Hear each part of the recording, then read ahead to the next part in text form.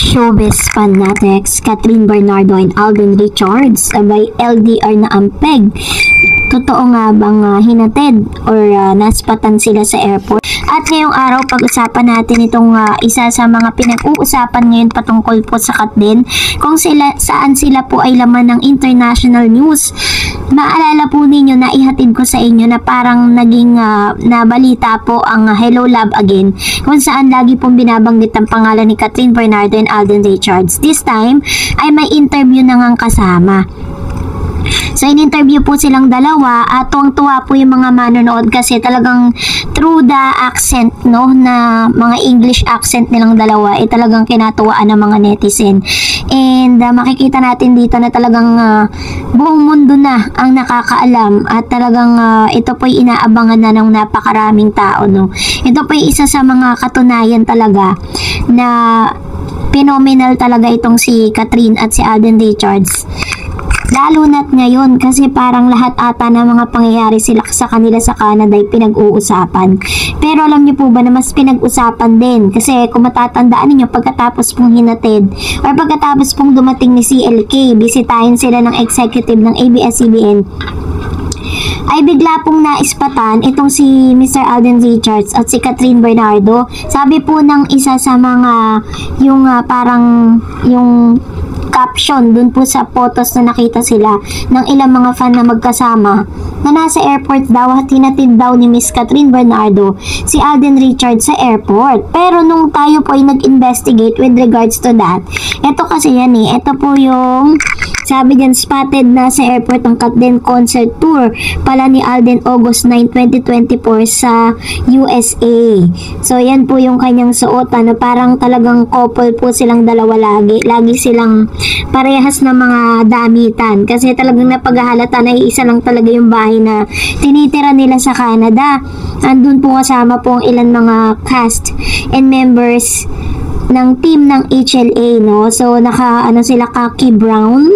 Yan, so magkasama sila diyan. Na-picturean po yan ng ilang mga fan doon po sa Canada. Pero base po sa aking research, parang iba po yung suot ni Mr. Alden Richards. Ayan, naka-black po siyang pants, tas naka-gray.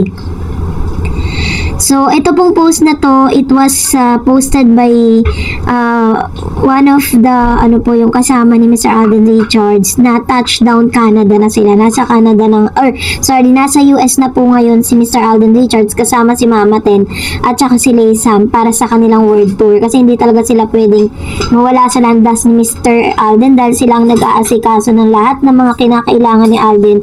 Lalo-lalo na sa kanya pong concert tour. No? So, yan siya.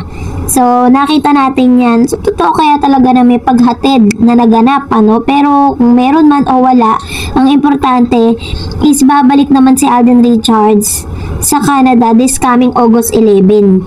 Dahil meron din po silang world tour. If I'm not mistaken, may schedule din po siya sa Canada. At inaasahan natin yung suporta ni Miss Catherine at ni Direk Cathy Garcia Sampana na manonood nga dito sa concert tour ni Mr. Alden Richards dito po sa Canada. So, Showbiz fanatics, isa sa mga hinihinalang dahilan ng hiwalayan ni Catherine at ni Daniel Padilla ay nagsalita. Kaya narito po ang ilan sa mga behind the scene videos and photos po na ginawa ni Miss Catherine Bernardo sa kanya pong bagong endorsement na sabi nga kahit po nasa Canada ngayon si Miss Catherine, ito po yung laman ng ilan sa mga news feeds patungkol po kay Catherine at Instagram story ni Miss Catherine Bernardo. Ang behind the scene videos niya sa kanyang pinakabagong endorsement na conceal. Siya na ang pinakabagong pinabuli ang mukha ng conceal vitamins. Multivitamins po yan So, kasi sobrang dami po talagang nagtitiwalang mga brand dito kay Miss Catherine. Ganoon din naman kay Mr. Alden Richards, ipapalabas na din ang isa sa kanyang mga behind the scene video or yung pinaka-latest niya na isa sa mga ini-endorso niya kung saan may tagline na I already found the one, no? So yun po yung kanyang yung tagline na ginamit. So kitang-kita naman natin na talagang ito yung mga ginawa nila bago po sila lumipad ng Canada. Kaya naman dami pong umulan po ng congratulatory no, dun po sa kanyang IG.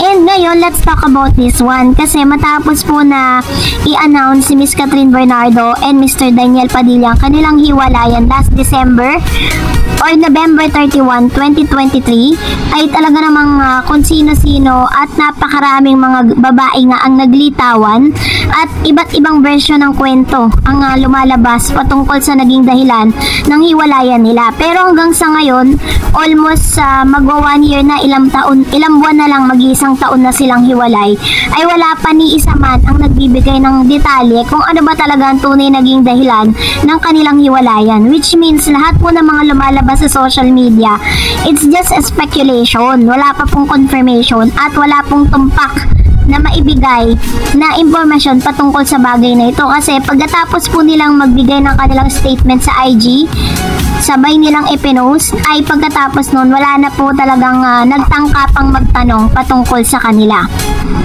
Iginalang ng ilang mga netizen at mga showbiz insiders ang kanila pong privacy. Pero sa isang interview nga na naganap dito po sa isang kay Miss Karen Davila, na-interview ang isa sa mga babaeng na-link sa kanya at nababanggit ito pong si Miss Kay Abad.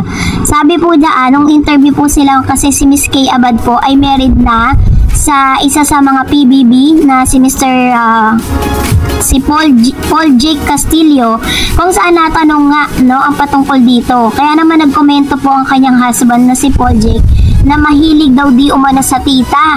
Ano kaya ito?